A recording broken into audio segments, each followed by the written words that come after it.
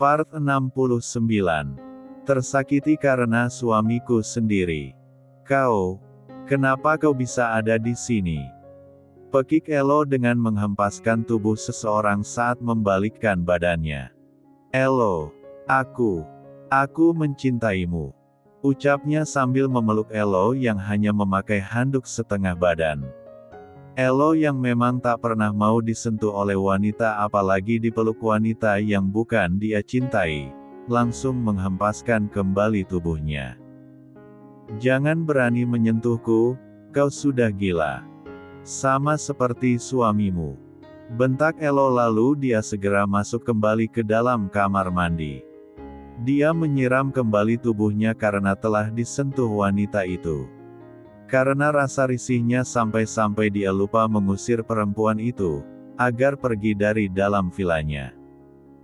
Pintu kamar mandi diketuk, namun Elo enggan membukanya. Dia terus menyiram tubuhnya di bawah shower, agar dia merasa bersih dari sentuhan tangan wanita itu. Kenapa dia bisa masuk ke villa dan masuk ke kamarku? Aku sudah menyuruh mereka berjaga ketat, dan melarang orang asing untuk masuk. Kenapa perempuan jalang itu bisa masuk ke sini? Gumam Elo dalam kamar mandinya. Apa dia sudah pergi? Elo pun pelan-pelan membuka pintu kamar mandinya, dan mengintainya. Apakah wanita itu sudah pergi atau masih berada di kamarnya? Elo pun keluar dengan mengendap-endap, dia tidak mau disentuh lagi oleh wanita itu. Kau wanita! Teriak Elo dan hampir saja mengucapkan kata-kata kasar, dan ingin melempar orang yang mencoleknya dari belakang. Kamu kenapa marah-marah El? Apa aku punya salah sama kamu? Tanya Nia sedikit terkejut dengan bentakan Elo. Maafkan aku Nia, aku pikir tadi. Elo tak melanjutkan kata-katanya, dia merasa bingung. Karena tadi ada wanita asing berada di kamarnya dan tiba-tiba memeluk tubuhnya. Kamu kenapa El? Kamu pikir aku siapa? Apa ada orang lain di kamar kita? Tanya Nia penuh selidik. Tak biasanya Elo bersikap aneh seperti orang kebingungan. Nanti aku ceritain, ayo kamu bebersih dulu. Aku tungguin di sini, pinta Elo dan mendorong Nia ke kamar mandi. Sedang dia berdiri di depan pintu kamar mandi, sembari mengawasi seluruh sudut kamarnya, dan memastikan jika wanita itu benar-benar sudah pergi. Aku harus mengumpulkan para penjaga, kenapa bisa mereka lalai dan sampai kelolosan? Gumamnya sembari mengepalkan kedua telapak tangannya. Setelah Nia selesai mandi dan berganti pakaian, Nia merasa risih karena Elo mengikutinya terus di sampingnya. Kamu kenapa sih El? Kamu seperti menyembunyikan sesuatu dariku. Ucap Nia. Tadi ada Lala di sini. Ucap Elo jujur, Nia terkejut mendengar Lala ada di tempat ini. Maksudnya di kamar ini? Tanyanya yang dijawab anggukan oleh Elo. Ada apa dia kesini El? Apa dia kesini bersama Mas Alan? Elo menceritakan semuanya pada Nia, jika Lala tiba-tiba datang dan memeluknya. Tapi saat dia keluar dari kamar mandi untuk membersihkan diri, Lala sudah tidak ada dan yang ada justru Nia. Untuk memastikan Elo mengecek CCTV dan mengumpulkan para penjaganya. Dan benar, jika yang masuk ke dalam villa dan kamarnya adalah Lala. Dia mengaku sebagai saudara Nia dan disuruh Nia untuk datang ke villa, dan bodohnya para pengawal percaya begitu saja. Bukankah sudah kuperintahkan untuk tidak mengizinkan orang asing masuk, kecuali ada perintah dariku? Omel Elo pada para penjaganya. Sudah El, sebaiknya kita cari tahu. Kenapa Lala kesini dan apa maksud dan tujuan melakukan itu? Nia mencoba menenangkan Elo agar tak lagi memarahi penjaganya. Tapi mereka lalai Nia, jika sampai wanita jalang itu melukaimu mereka semua akan kubunuh hidup-hidup. Para penjaga yang mendengarnya hanya bisa menelan salivannya dengan begitu susah. Maafkan kami Tuan, Nyonya, kami takkan lalai lagi. Iya, kembali ke tempat kalian masing-masing. Pinta Nia agar Elo tak lagi memarahi mereka. Jaga yang benar. Perintah Elo tegas. Baik Tuan, mereka pun kembali berjaga. Elo dan Nia kembali mengamati gambar di laptopnya, melihat semua gerak-gerik Lala saat memasuki villa hingga keluar villa. Mereka tak melihat Lala meletakkan sesuatu atau melakukan hal yang mencurigakan di seluruh ruangan villa. Hanya saja saat keluar dari kamar Elo dan Nia dia terlihat gugup dan terburu-buru. Tidak ada yang mencurigakan, lalu kenapa dia Look, Muel. Ucap Nia merasa ragu untuk bertanya. Aku gak tahu, kamu cemburu. Goda Elo. Aku gak cemburu. Kamu benarkan gak ada hubungan apa-apa dengannya? Demi Allah, aku gak ada hubungan apapun dengan wanita itu. Kamu tidak percaya denganku Nia? Tanya Elo memelas, dia menatap sendu pada Nia. Aku percaya kamu tidak ada hubungan dengannya, sebaiknya kamu lihat CCTV di kamar. Pinta Nia. Elo pun mengecek CCTV yang ada di kamar, kamera itu hanya tertuju ke area tertentu kecuali R4 Jang dan sekitarnya. Di situ Lala terlihat meletakkan ponselnya di atas meja depan sofa. Dan kejadian saat Lala memeluk Elo tak bisa dilihat di CCTV, tapi Nia percaya jika Elo memang tak ada hubungan dengan mantan madunya. Setelah beberapa saat, Nia dan Elo bisa menyimpulkan gerak-gerik Lala di dalam kamarnya. Saat masuk meletakkan ponsel, dan saat akan keluar mengambil kembali ponselnya dan melihat sesuatu di ponselnya. Lalu dia seperti berbicara pada seseorang melalui ponselnya, dan dengan terburu-buru dia pergi dari kamar itu.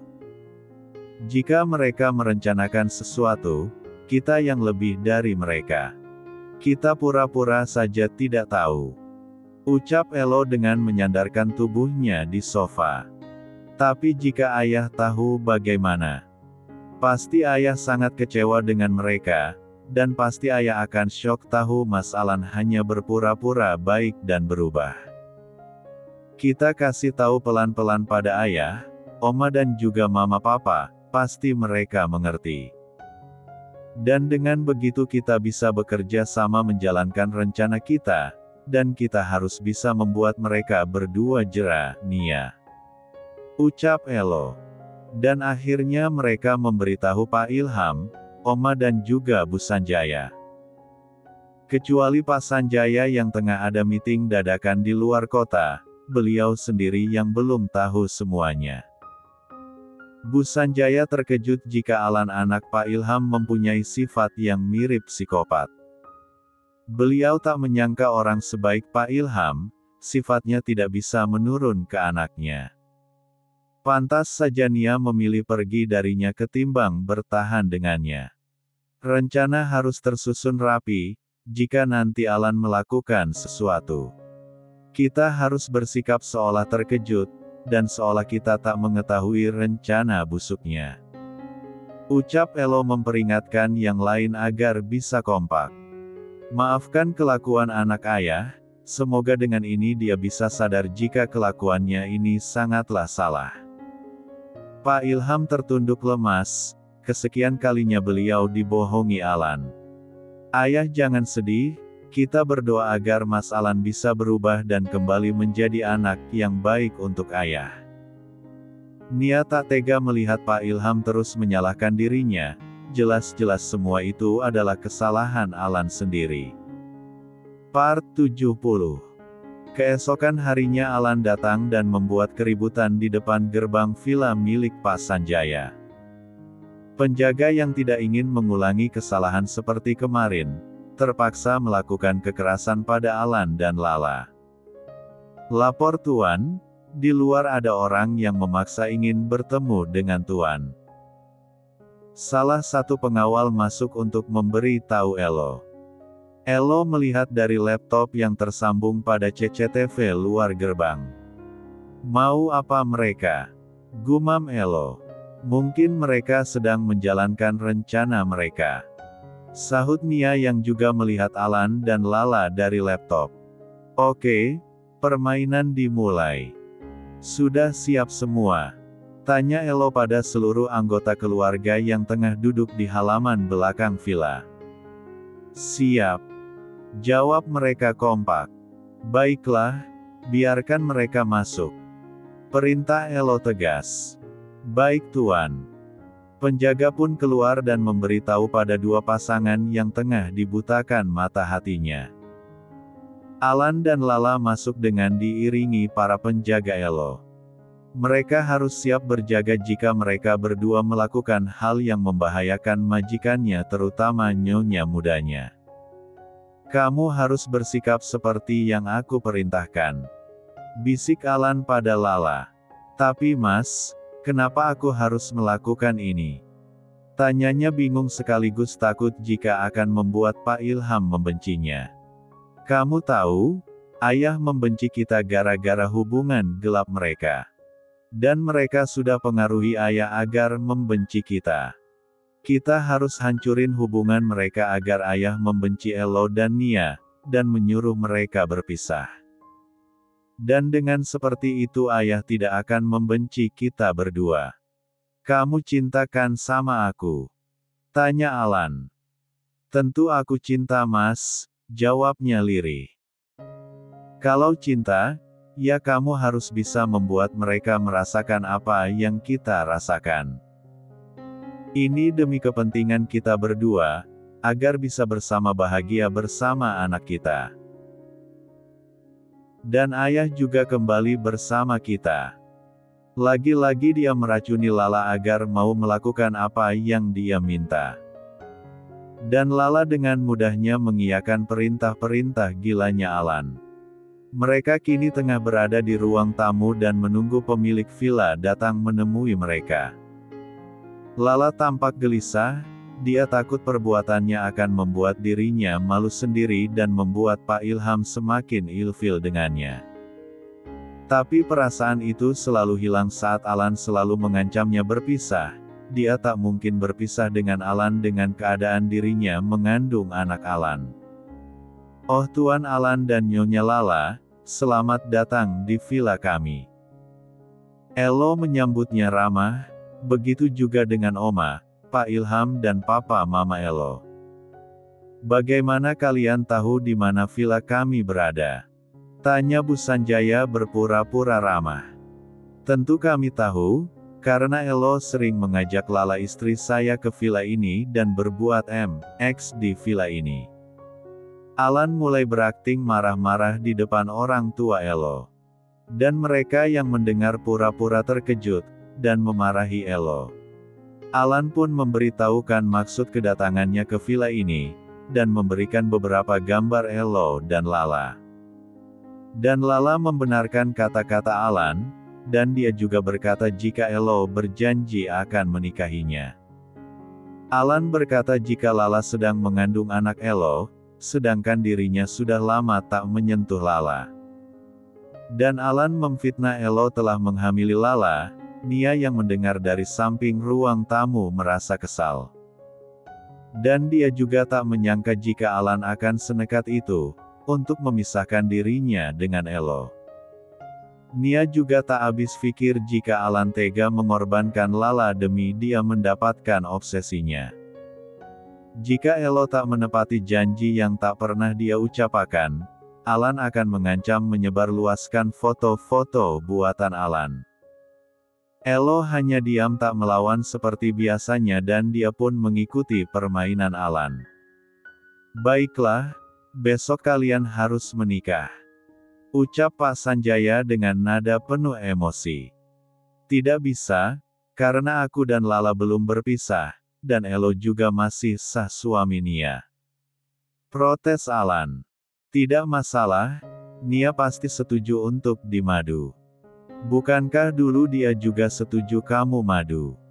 Tanya Pak Sanjaya dengan mengungkit masa lalu Nia. Dan kau harus berpisah dengannya. Sahut Pak Ilham yang semakin membenci Lala yang sudah berani melakukan hal bodoh seperti ini. Oke, ucap Alan. Seketika Lala meneteskan air matanya, dan dia merasa jika Alan hanya memanfaatkannya saja. Biar adil Nia juga harus berpisah dengan Elo. Pinta Alan tak tahu malu. Sampai kapanpun, aku tidak akan berpisah dengan Elo. Aku setuju jika Lala ingin menjadi maduku lagi, jika memang Lala dihamili oleh Elo. Biarkan Elo menikahinya, dan aku akan membantu menyiapkan acara pernikahannya. Ucap Nia sambil berjalan mendekati Elo dan duduk di sampingnya. Terima kasih sayang, aku janji aku akan bersikap adil. Tak seperti pecundang yang dulu menikahimu, sindirnya. Urus saja perceraianmu dengan Lala, agar aku secepatnya bertanggung jawab atas kehamilannya. Dan Nia setuju dan tak keberatan dia dimadu, jadi jangan harap Nia bisa meninggalkanku. Ucap Elo dengan menyandarkan kepala Nia di dada bidangnya. Kau harus berpisah dengan Nia, El. Teriak Alan tak terima jika Nia masih tetap bersamanya. Kau sudah menghamili Lala di belakangku, dan kau akan menikahinya. Agar adil kau harus berpisah dengan Nia. Protes Alan kembali. Karena hasilnya tak sesuai dengan rencananya. Dan kau bisa menikah dengan Nia, begitu maksud kamu Mas. Kamu tega Mas. Lala menangis tak tahan dengan kebohongan Alan, dia menyesal sudah melakukan semua perintah kotor Alan. Maksud kamu apalah, kau? Kata-katanya terpotong oleh ucapan Lala. Bodoh sekali diriku, mau saja menuruti semua perintahmu. Ini semua untuk kepentinganmu sendiri, bukan untuk kepentingan kita berdua. Maaf Mas, aku tak bisa meneruskan kebodohanku ini. Ucap Lala dengan menyeka air matanya yang sedari tadi keluar. Lala. Bentak Alan. Kenapa kalian bertengkar di sini, dan kamulah. Elo akan menikahimu jadi kau tenang saja, ucap Pak Sanjaya. Lah, aku gak ngangka jika kamu akan menjadi maduku lagi. Dulu kamu menikah dengan Mas Alan saat sepekan kami menikah, dan sekarang kamu juga akan menikah dengan suamiku saat usia pernikahanku belum genap 2 minggu. Dunia ini begitu sempit, aku dan kamu akan dipertemukan dalam pernikahan poligami kembali. Aku tahu kamu wanita baik, dan tak akan mungkin kamu mengulanginya lagi. Tapi kenyataannya kini kamu telah hamil dengan suamiku, dan lagi-lagi aku akan dimadu. Ucap Nia menangis pilu dengan mendekati Lala. Mungkin aku terlahir di dunia ini, hanya untuk selalu menderita dan tak pantas bahagia. Jika aku menjadi kamu, aku akan berpikir 2 kali untuk menikah dengan pria yang sudah menikah. Meskipun aku dan dia saling cinta, tak mungkin tega aku masuk dalam ikatan pernikahan yang sah. Lebih baik aku terluka daripada aku menyakiti hati sesama perempuan. Nia terus mencurahkan semua keluh kesah yang dia pendam selama ini. Lala hanya menangis dan menyesali semua keputusannya. Aku gak bisa. Aku gak bisa menyakiti wanita yang sama untuk kedua kalinya. Aku tidak bisa, aku sudah banyak menyakiti hati dan perasaan wanita sebaik Nia. Gumamnya dalam hati dengan menggelengkan kepala dan menangis sesegukan. Maafkan aku Nia, aku tak bermaksud melukai hati dan perasaanmu. Aku dibutakan oleh cinta hingga rela menjadi istri kedua Mas Alan. Aku dan Elo tidak punya hubungan apapun Nia. Ucap Lala jujur dan membuat Alan murka. Kau berkata apa sih La? Bentak Alan yang melangkah menghampiri Lala, namun dihadang oleh Pak Ilham. Lala mengakui semua kebusukan Alan, dia tak tahan dan sadar jika dirinya hanya dimanfaatkan Alan. Dia memilih kehilangan cinta Alan daripada seumur hidupnya dia dibayang-bayangi kesalahannya pada Nia. Dia tak peduli jika Alan meninggalkannya, yang terpenting dia bisa membesarkan anaknya tanpa rasa bersalahnya pada wanita yang sudah baik dan selalu mengalah padanya. Nia memeluk erat tubuh Lala, dia bersyukur Lala sadar dan mengakui akan kesalahannya yang sudah menuduh Elo. Part 71. Kini Alan semakin frustasi, karena rencananya gagal. Lala sudah mengatakan semuanya di depan keluarga besar Sanjaya dan juga Pak Ilham. Lala juga minta maaf atas kebodohannya yang mau saja dimanfaatkan Alan, dan dia juga meminta maaf pada Pak Ilham atas semua kesalahannya. Ayah sudah memaafkanmu, semua sudah terjadi. Dan bagaimanapun kamu adalah istri Alan dan juga menantuku, ayah menerimamu sebagai menantuku. Ucap Pak Ilham dengan hati yang tak bisa ia gambarkan. Terima kasih sudah memaafkan Lala, dan terima kasih ayah sudah mau menerima kehadiran Lala. Tapi maaf ya, Lala sudah tidak bisa bersama Mas Alan lagi. Dia sudah menyakitiku. Mungkin ini teguran untukku karena sudah membuat Nia semakin menderita dengan hadirnya aku di pernikahannya dengan Mas Alan dulu. Lala kini sedang berlutut di kaki Pak Ilham, Nia menghampirinya dan memeluknya. La, semua yang terjadi biarlah terjadi. Aku sudah melupakan semuanya, aku sudah mendapatkan kebahagiaanku. Dan aku tak ingin mengingat-ingat lagi masa laluku. Aku harap kamu memaafkan kehilafan Mas Alan. Dan aku doakan kamu bahagia bersama Mas Alan. Ucap Nia tulus. Dia memang belum 100% melupakan semua perlakuan Alan dulu padanya, namun dia berusaha untuk bisa melupakan semuanya. Aku sudah tak sanggup hidup bersama orang yang sudah tak mencintaiku lagi Nia. Dan dia sudah tega menjadikanku umpan agar dia mendapatkanmu kembali. Maksud kamu apa? Tanya Alan meraih tangan Lala dengan kasar. Aku ingin kita berpisah. Ucap Lala dengan mengeratkan giginya.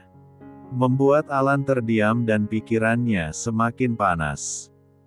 Kamu tidak bisa mendapatkan Nia, dan aku juga sudah tak ingin bersamamu lagi Mas. Aku sudah kecewa dengan perlakuanmu ini. Ucap Lala dan mencoba melepaskan pegangan Alan yang sangat kuat. Kalau kamu cerai denganku, maka anak itu takkan aku anggap sebagai anakku. Ancam Alan. Anak. Pekik mereka semua bersamaan. Kamu sedang hamil lah. Tanya Nia dan Lala pun mengangguk. Nia senang karena sekian lama akhirnya Lala hamil juga. Kamu keterlaluan Al. Teriak Pak Ilham, lalu beliau menamparkan wajah anaknya dengan sangat keras. Istri sedang hamil, kamu seenaknya memperlakukan dia seperti itu. Dia itu wanita pilihanmu sendiri, kau tega mempertaruhkan istrimu demi tercapainya ambisimu. Di mana hati nuranimu Al? Ayah benar-benar malu dan kecewa punya anak sepertimu. Seharusnya kau beri perhatian lebih istri dan calon anakmu, bukannya menyiksa batin dan dirinya seperti ini. Pak Ilham memekik sambil memegang dadanya yang terasa sakit. Ayah! Teriak Nia dan Lala bersamaan. Elo menopang tubuh Pak Ilham, dan menuntunnya untuk duduk dan memberikan air putih agar lebih tenang. Ayah! Alan menghampiri Pak Ilham. Jangan menyentuhku, aku bukan ayahmu. Tegas Pak Ilham. Pak Ilham marah besar pada Alan, hingga beliau menyuruh para penjaga menyeret Alan keluar dengan paksa. Sedang Lala juga berniat pamit meninggalkan villa itu, dia meminta maaf sudah membuat kekacauan di villa itu. Kamu hati-hati ya La, jaga dengan baik calon keponakanku. Ucap Nia sambil memeluk Lala dan mengelus lembut perut Lala yang masih terlihat datar. Iya Nia, aku akan menjaganya dengan baik. Aku harus segera menyusul Mas Alan, karena aku lupa alamat penginapan kami. Di luar gerbang Lala sedang menunggu taksi yang dia pesan datang, karena Alan sudah pergi lebih dulu dan meninggalkan dirinya begitu saja. Lala tak tahu harus pergi kemana, karena dia juga tak tahu daerah sini. Kamu benar-benar tega denganku Mas, kamu membuatku malu di depan keluarga baru Nia. Dan sekarang kamu tega meninggalkan aku di sini begitu saja. Lala menangis mengingat kejadian memalukan di dalam villa. Mau kemana Mbak? Tanya supir taksi. Lala sudah duduk di dalam taksi. Ke hotel terdekat saja Pak. Pinta Lala. Taksi itu pun melaju menuju hotel, dan sesampainya di hotel Lala turun dari taksi. Dengan langkah gontai karena lemas dan banyak pikiran dia tak sadar hampir menabrak anak kecil yang sedang berlari. Namun saat Lala menghindar justru dirinya terkilir dan terjatuh dengan sangat keras. Semua orang panik, saat melihat darah segar keluar dari paha wanita itu. Dan pegawai hotel segera menghubungi ambulans, Lala pun teriak kesakitan dan tak sadarkan diri. Aku akan menghubungi nomor terakhir yang dia hubungi. Ucap salah satu pengunjung hotel dengan mengutak-atik ponsel Lala. Rumah sakit XXX. Lala kini menangis histeris, dia tak menyangka semua ini terjadi padanya dengan bertubi-tubi. Alan datang dengan penuh kecemasan, dia mengutuki dirinya yang sudah tega meninggalkan Lala begitu saja. Alan melangkah menuju kamar di mana Lala dirawat, dan tak berselang lama Pak Ilham dan yang lain juga sudah sampai. Mereka dihubungi oleh Alan jika Lala sedang dirawat di rumah sakit. Lah, apa yang terjadi? Dengan wajah penuh kepanikan Alan memeluk Lala yang tengah berbaring dan menangis. Pergi kamu Mas. Ini semua salahmu. Teriak Lala yang masih terbaring lemas. Ada apa ini Sus? Apa yang terjadi dengan Lala? Tanya Nia panik pada suster yang berada di ruangan itu. Nyonya Lala mengalami keguguran, karena perutnya mengalami benturan yang sangat keras. Dia pendarahan dan janinnya tak dapat diselamatkan, jawab suster. Kegogoran. Astagfirullah. Ucap Nia dan Pak Ilham bersamaan, baru saja dirinya senang mendengar Lala hamil. Kini dia harus melihat mantan madunya kehilangan calon bayinya yang begitu Lala nanti-nanti. Semua ini karena kamu Mas. Jika kamu tidak mengajakku ke sini dan kamu tidak menyuruhku melakukan hal konyol itu aku tak akan kehilangan bayiku. Dan kamu juga tega meninggalkanku pulang sendiri dan mencari penginapan sendiri, sampai terjadi kecelakaan ini. Aku benci kamu Mas. Aku benci kamu. Teriak Lala dengan memukul-mukul Alan penuh kemarahan. Maafkan aku lah, pukul aku sepuasmu. Ini semua memanglah salahku, aku sudah kehilangan anakku karena keegoisanku. Alan pasrah dengan pukulan murka yang Lala layangkan untuknya. Kamu jahat Mas, kamu jahat. Aku benci kamu. Lala begitu histeris hingga suster terpaksa menyuntikkan obat penenang untuknya. Maafkan aku lah. Alan menangis dan mengusap wajah yang terlihat pucat itu. Dia mengecup lembut kening Lala, dengan perasaan yang penuh rasa bersalah. Pak Ilham tidak tega melihat Lala terbaring lemas, dan beliau merasa sedih harus kehilangan calon cucunya. Meskipun beliau belum seutuhnya menerima Lala, Tetapi bagaimanapun anak yang ada di dalam kandungan Lala adalah cucunya. Keesokan hari di rumah sakit XXXT. Lala bangun dengan tubuh yang masih lemas. Apa yang terjadi? Lala mencoba mengingat-ingat kejadian yang membuat tubuhnya serasa remuk. Mas Alan, kau yang sudah membuat anakku pergi dari hidupku. Lirih Lala dengan meremas selimut dengan penuh amarah. Pipinya dipenuhi oleh buliran bening yang keluar dari kelopak matanya.